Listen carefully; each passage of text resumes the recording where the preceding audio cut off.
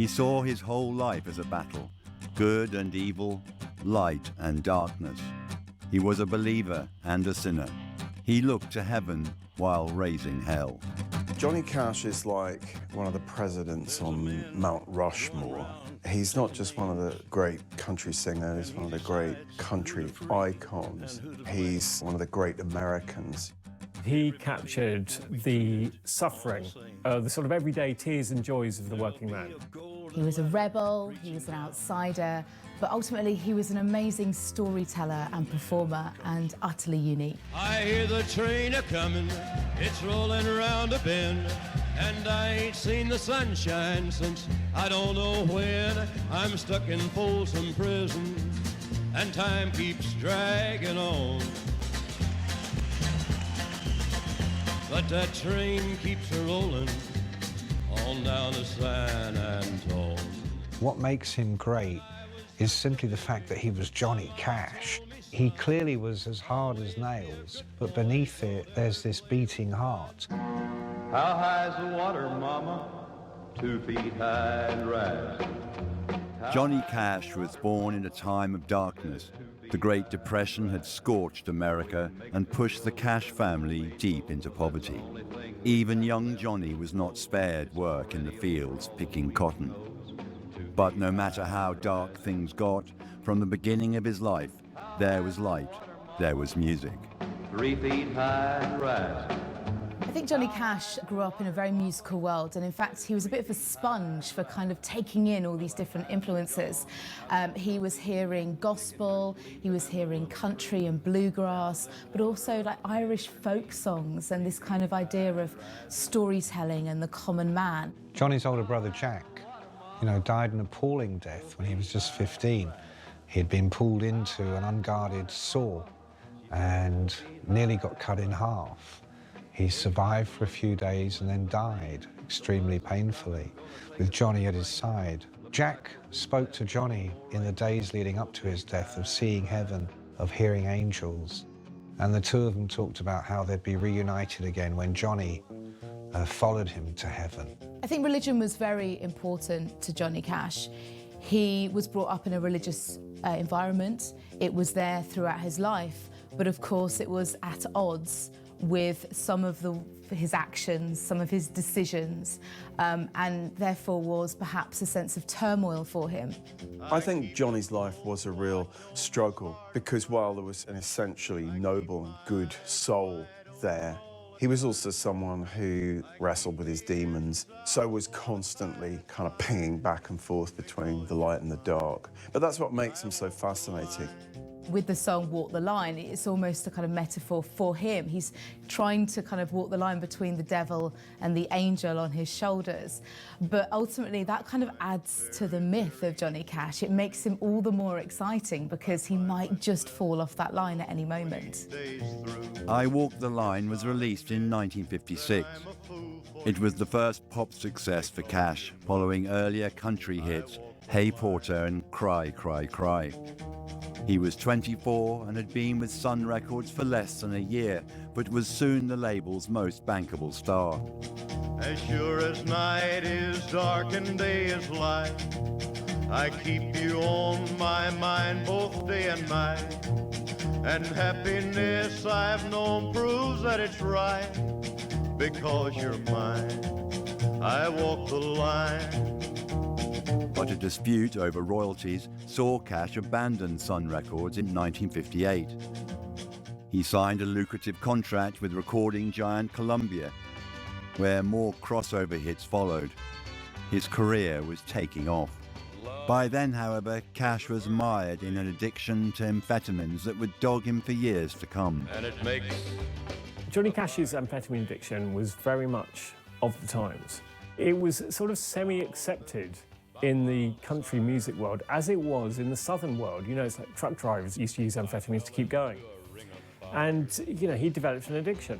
I fell into a burning ring of fire. I went down, down, down, and the flames went higher. And it burns, burns, burns, the ring of fire, the ring of fire. Johnny famously said, I started out taking the pills for a while, and then the pills started to take me. He was out of control. And when something like that goes on for 20-odd years, I mean, amphetamine is a very, very rough, tough drug. You know, this is stuff that keeps you awake for days. Unlike so many entertainers who struggle with addictions, he was honest about this stuff. He was incredibly human about it. I think that's very powerful. The drugs consumed his first marriage and threatened to destroy everything Cash had built. But as ever, where there was the deepest darkness, Cash found light. June Carter was country royalty. She and Cash had first met in 1955. The attraction was instantaneous. But it was 13 years of infatuation, illicit romance, and creative collaboration before they finally wed in 1968. We got married in a fever, hotter than a pepper sprout. We've been talking about Jackson ever since the fire went out. I'm going to Jackson, I'm gonna mess around. June Carter had a really positive influence on Johnny Cash's life. She tried to keep him stable and afloat, and although he did struggle still with his addictions throughout their marriage, she really tried to keep him on the straight and narrow. She was really someone that he aspired to, not just loved, but admired and saw as the right path in his life. I feel moved even to talk about Johnny and June because I did spend an hour or so with them together on their tour bus, and I could just see how much they adored each other. It was June who wrote one of Cash's most enduring hits, Ring of Fire. She would be at his side through all the highs and lows to come. And for Cash, there was perhaps no more triumphant a high than his legendary performances at Folsom and San Quentin prisons. I hear the train a-comin', it's rolling around the bend, and I ain't seen the sunshine since I don't know when. I'm stuck in Folsom prison, and time keeps dragging on. Yeah! But that train keeps a-rolling on down to San Antone. Despite never actually spending any kind of considerable time in prison himself, Johnny Cash did have this kind of outlaw persona, and that really led itself to him performing in prisons. On one level, it was a good commercial decision because it cemented his image as the ultimate outlaw country star. But also, I think he had a great sympathy and feeling for the underdog. And I think he understood that people's lives can go out of control and they can end up in jail. It doesn't mean they're born bad. You can just tell what it means to those guys that Cash came in for them and to speak to them, almost like to preach to them. If you can play to a room full of hardened prisoners and entertain them and make them laugh, make them cry, have a real connection with them, I think that's probably about as real and fulfilling as any performance can ever be. Well, my daddy left home when I was 3, and he didn't leave much to Ma and me, just this old guitar and an empty bottle of booze. Now, I don't blame him because he run and hid, but the meanest thing that he ever did was before he left, he went and named me Sue. The song A Boy Named Sue. That was recorded live at San Quentin. It got to #2 in America. It was a hit in Britain and Europe and all over the world. The album hits the top spot in the American chart, sells over 6.5 million copies. Prison concerts of the late 60s heralded the most successful period in Cash's career. He finally kicked his drug habit. He had his own TV show. Hello, I'm Johnny Cash. And he collaborated with the likes of Bob Dylan and Chris Christopherson. But darkness was never far away. The 1980s brought new troubles. A freak accident on his farm drove Cash back to drugs. He had double heart bypass surgery, as well as operations on his knees and jaw. And as his health suffered, so did his recording career. I wear the black for the poor and the beaten down, living in the hopeless, hungry side of town. I wear it for the prisoner who has long paid for his crime, but is there because he's a victim of the time. The 1980s were a pretty low point in the careers of a lot of country musicians who'd been huge stars in the 50s, 60s and 70s. Music became a lot slicker, it became Nashville. The veterans had to kind of bide their time in that era. The record companies just weren't interested. Abandoned by his record label, apparently out of step with the times, Cash risked becoming a man forgotten. But then the 90s came, and with it an unexpected shot at redemption. Reminded of the ones who are held back. Up front there ought to be a man in black.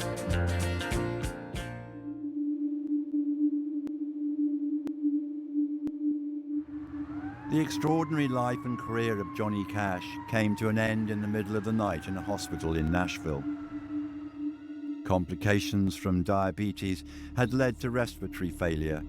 He was 71. I think there was enormous sadness and grief when Cash passed, because he had absolutely been redeemed at that point. You know, he really was an extremely beloved and respected and honoured figure. I think there was a sense of now he can be at peace.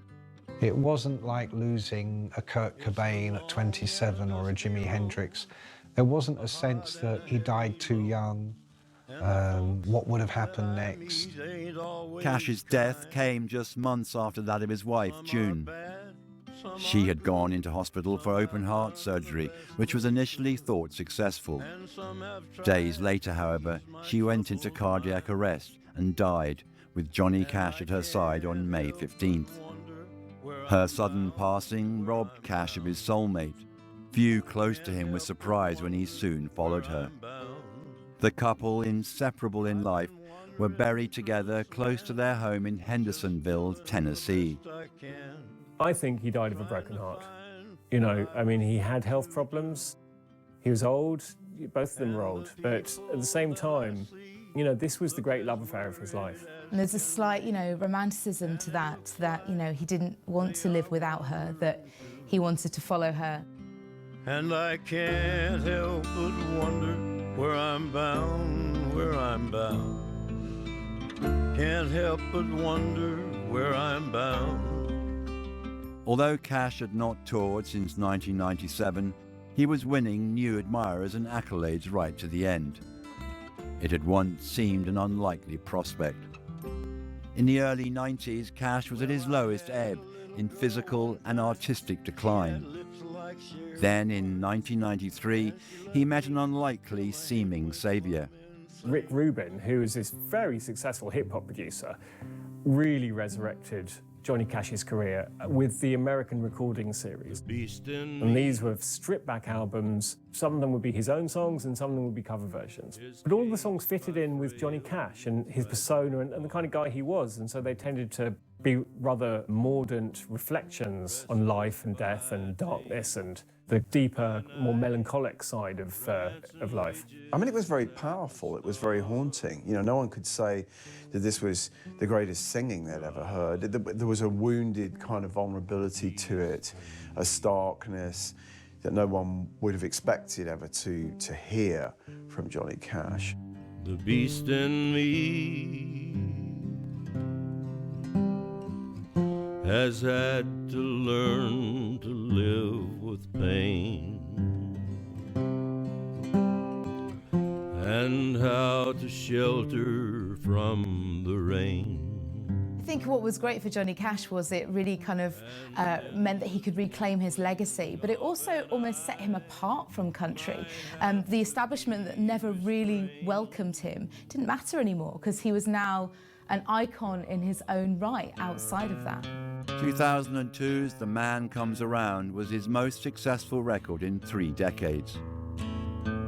The third track on the album, Give My Love to Rose, won him a Grammy Award. And just 2 weeks before he was admitted to hospital for the final time, his last single was triumphant at the MTV Video Music Awards. I think the video for Hurt is so effective because it has that rarest of commodities in a pop video: reality, truth. I hurt myself today to see if I still feel.